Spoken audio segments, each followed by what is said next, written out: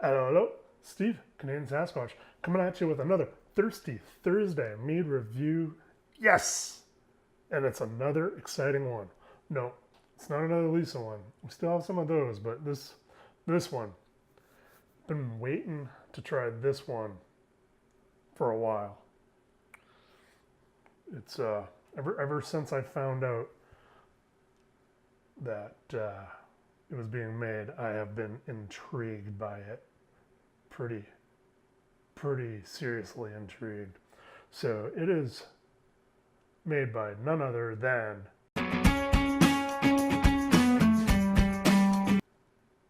if you don't know that song and intro, you're missing out. His link will be down below. Mr. Kevin Clements sent me his Fig Mead, which was bottled on February 25th, 2018, 9 pounds of wildflower, 1 pound of orange. I'm assuming blossom. And of course, since it's fig, there was figs in it. Warning, 11% plus ABV. That's cute, a warning. We know here at the CSB, that's slightly above sessionable, so not a problem. So yeah, here's the label. And we're gonna do this one a little different because I can see there is a bunch of stuff floating around on the bottom. Crack it open. It's in a beer bottle, so that's nice. Makes it easy. So we are going to do 2 pours of this. The first one we are going to do very gently.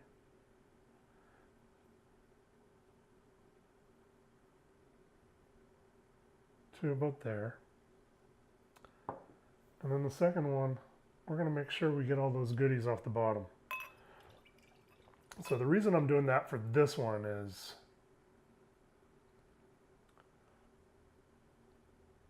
make sure I got everything. The reason why I'm doing that for this one is so we can see the difference. So this one is the top pour, so it's nice and clear. There's a little bit of floaties, but again, compared to the bottom pour, which is quite hazy, just so you can see the difference in what you can get from a bottle of mead when you have a smaller bottle and you pour 2 glasses. You do need to be careful about how much of each you're pouring. So if you don't want somebody to get the dregs, pour lightly off the top. The other reason is 2 different flavors. So the clearer one will have a slightly different flavor than the not so clear one. And with things that I noticed, like with the chocolate meads, all the chocolate flavor would settle down to the bottom. So you'd have like all the dregs on the bottom would be where all the chocolate flavor is. And then all the clear one didn't have as much chocolate flavor. So for like the chocolate meads, you want to mix them up to make sure you get all that chocolate flavor. We're going to see if that's the case here. So, but first we're going to go with the top pour. It's a nice thick mead. It's a little hazy, little bit of chunks and stuff, but again, we just went through all that. A beautiful golden orange color. Super pretty. Looking at it, there's all kinds of different shades of golden down here, and it gets more and more orange as you go up. Again, this is fig, so the fig color could change. The honey colors change it. So yeah, get some. There's no legs. It just coats the glass. Nice, thick. Let's get some aroma on this.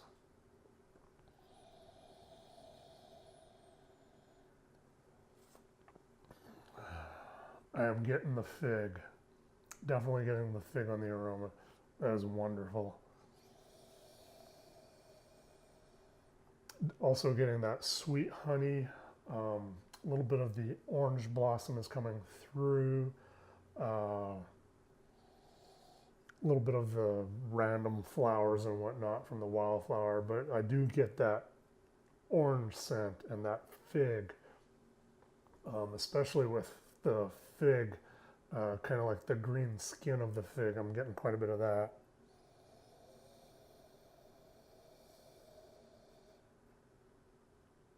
Yeah, that's a pleasant pleasant smell of mead right there. So let's dive into this.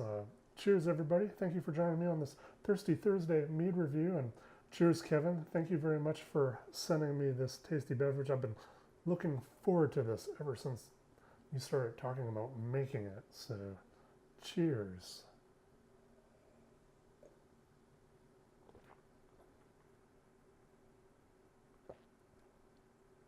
It's a nice full body, just coats your mouth.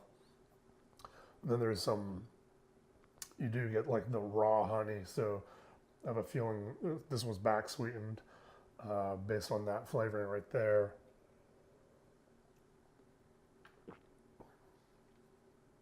Maybe that's what the orange blossom was. You use the orange blossom to back sweeten, Kev? Let me know down below. I'm not getting as much fig on the flavor as I did on the aroma. I do get that sweet honey, orange blossom flavoring. There's a little bit of heat on there.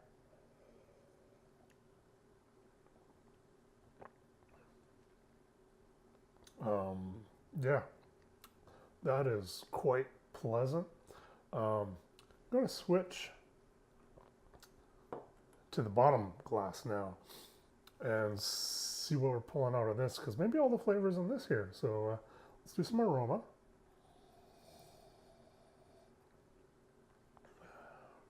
The aromas are pretty much identical to the top part there. I'm getting a little bit of that orange, that green fig skin coming through.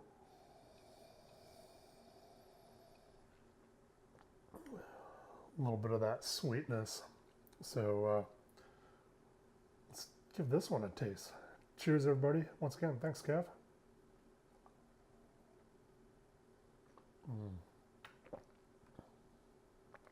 That's where all the fig flavor is. Like right off the bat, I got that green skin aroma. I got that in the flavor right off the bat.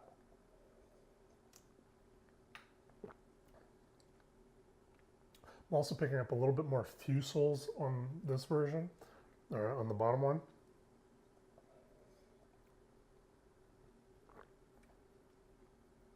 But yeah, I'm definitely getting more of the figginess on the bottom one. So I'm quite happy that I did it this way, so I can compare and contrast the two different types from the same bottle. So this did just come out of the fridge, as I do with homemade meads. I'm going to let them warm up, both of them. I'm going to let them warm up, and we will be back to see how they taste a little bit closer to room temperature. So, well, I'm already back. And we're back for sure. So it's been a little bit. I've done the whole warming up thing, just warming them up, like put them in my hand, swirling them around, doing it to both of them. So it's taking a little bit longer than usual, but we're finally there. So let's go back to the top bottle pour. Go ahead, get an aroma off this guy. So as it's warmed up, I'm getting more of those hot alcohols, the fusels.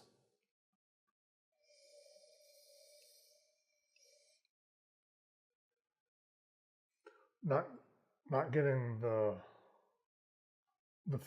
like the green fig or anything like that anymore. It's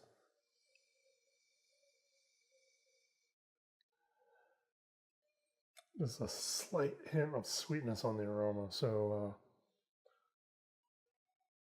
let's go ahead and give it another taste. Cheers once again, everybody. And thank you once again, Kevin.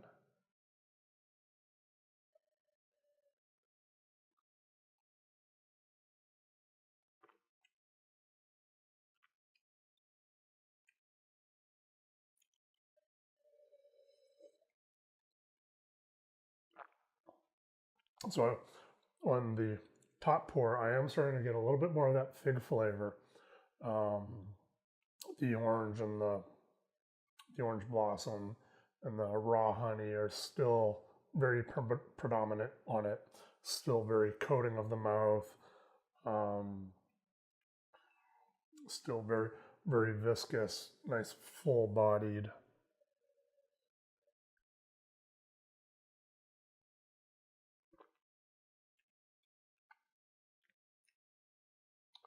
Definitely get a little bit more of that hot fusel alcohol thing happening from that one. So let's go ahead to the bottom pour and see what we have here.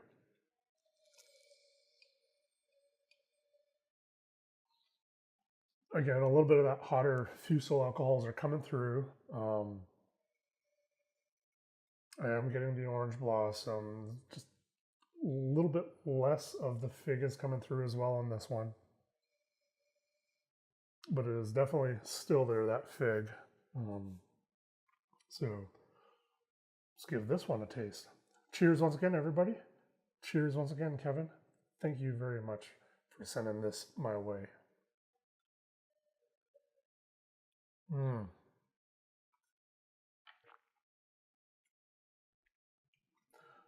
On this one, definitely not getting the fusels on the flavor at this point. It is more of the fleshy fig, and oh.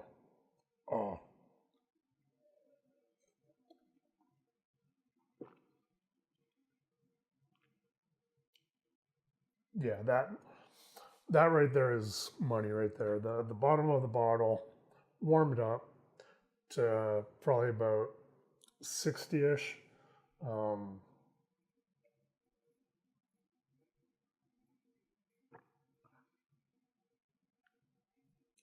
Absolute delicious. You've got that orange blossom coming through. You've got the fig coming through. No longer have that green fig skin flavor at all. I'm not getting any of the fusels coming through on this side.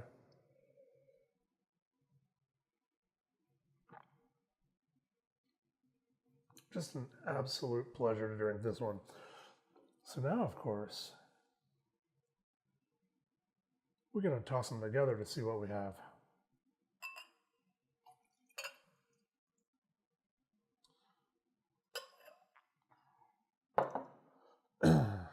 So this would be a mixed bottle. Color's not changed. It's still the lovely golden orange.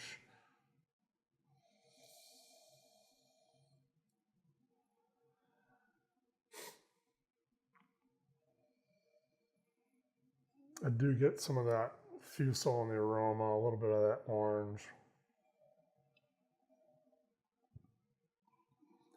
I'm not getting any fig on the aroma at this point. So one more time. Cheers, everybody. And thank you once again, Kevin.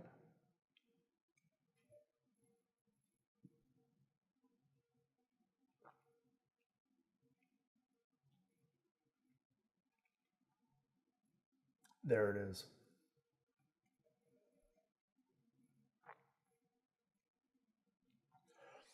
You have the fig, the flesh of the fig in there. You have the orange from the orange blossom in there.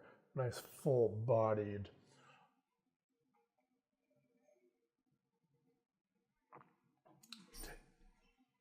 Yeah, so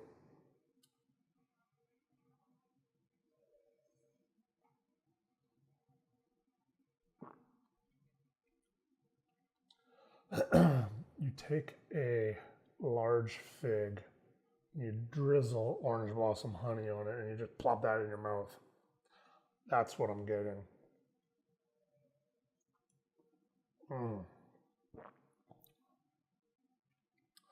Then you do get some of that alcohol warmth happening.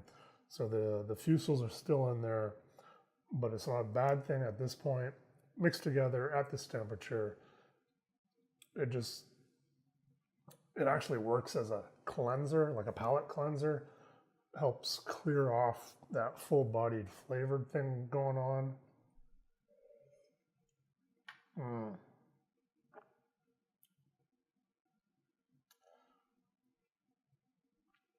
Kevin, I could use a couple more gallons of this one.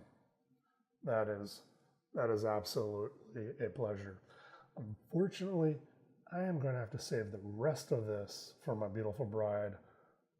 Otherwise, I may not wake up in the morning because she'll kill me in the sleep.